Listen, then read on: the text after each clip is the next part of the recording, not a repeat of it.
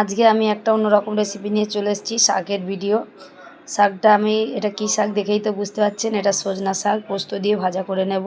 তাই কীভাবে বানাচ্ছি আপনারা আমার ভিডিওর মাধ্যমে দেখতে থাকুন। আর এই সজনা শাক পোস্ত দিয়ে ভাজা খেতে খুবই ভালো লাগবে, বিশেষ করে গরম ভাতে। আর এই শাক পাওয়াও এখন খুব মুশকিল হয়ে যাচ্ছে, তাই আমি জোগাড় করে নিয়েছি আর আজকে বানালাম। তা কীরমভাবে বানাচ্ছি আপনারা আমার ভিডিওর মাধ্যমে দেখতে পাবেন। দেখে ভালো লাগলে ফলো দিয়ে রাখবেন, ইউটিউব দিয়ে দেখলে সাবস্ক্রাইব করে রাখবেন। তাহলে ভিডিওটা দেখতে থাকুন।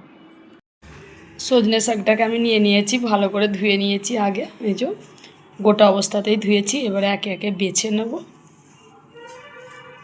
দেখতে খুব সুন্দর লাগছে, একদম সবুজ। একে একে বাছবো। শাকটাকে আমি বেছে নিয়েছি, বেছে আর একবার ধুয়ে নিয়েছি। এই যে ছোটো ছোটো করে সব ডান্ডিগুলোকে ছাড়িয়ে ধুয়ে নিয়ে চলে এসেছি।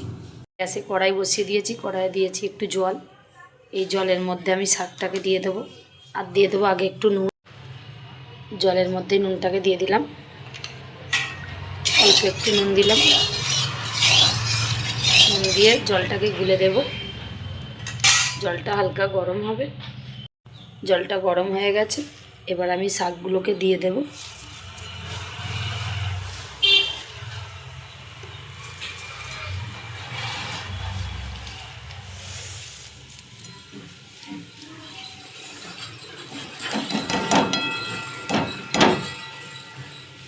সব শাকগুলোকে দিয়ে আমি একটু খুন্তি দিয়ে শাকগুলোকে জলে ভালো করে ডুবিয়ে দেব। অল্প জল দিয়েছি, আর শাক দিয়েও জল বেরোবে। এই জলেই শাকটাকে একটু সিদ্ধ করে নেব নুন হলুদ দিয়ে। এবার আমি ঢাকা দিয়ে দেব। ঢাকনাটাকে আমি খুলে নিয়েছি। শাকগুলো খুব ভালো করে সিদ্ধ হয়ে গেছে, এই যে কালারও চেঞ্জ হয়ে গেছে। এবারে এটাকে আমি জলটাকে ছেঁকে নেব একটু। শাকগুলো তুলে আর জলটাকে ছেঁকে নেব। এবার আমি শাকটাকে ভাজার জন্য কয়েক কোয়া রসুন নিয়ে নিয়েছি, আর নিয়েছি শুকনো লঙ্কা। রসুনটাকে আমি বেটে নেবো একটু। শাকটাকে ঢেলে নিয়ে আমি ওই কড়াতেই একটু তেল দিয়ে দিয়েছি শাকটা ভাজার জন্য। তেলটা একটু গরম হবে, তেলটা গরম হলে দিয়ে দেব কয়েকটা শুকনো লঙ্কা। এই যে নিয়ে নিয়েছি শুকনো লঙ্কা, আর রসুনটাকে বেটে নিয়েছিলাম দিয়ে দিলাম আমি। দিয়ে আর লাল করব একটু। রসুনটা একটু আগে লাল হবে। রসুনটা ভালো করে লাল হয়ে গেছে, এবার আমি দিয়ে দেব পোস্ত। পোস্তটাকেও একটু ভাজবো রসুনের সঙ্গে। পোস্ত রসুন আর লঙ্কাটাকে ভালো করে ভাজবো। পোস্তটা ভালো করে ভাজা হয়ে এসছে, মানে অর্ধেক ভাজা হয়েছে। ওই শাকের সঙ্গে ভাজা হবে। এবার জল ঝরিয়ে রাখা শাকটাকে আমি দিয়ে দেব।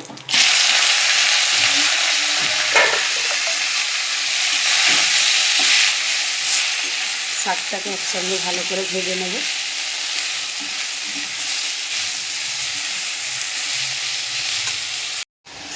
শাকটা ভাজা হয়ে গেছে খুব ভালো করে। এবার আমি নামিয়ে নেব, একটুকু জল নেই।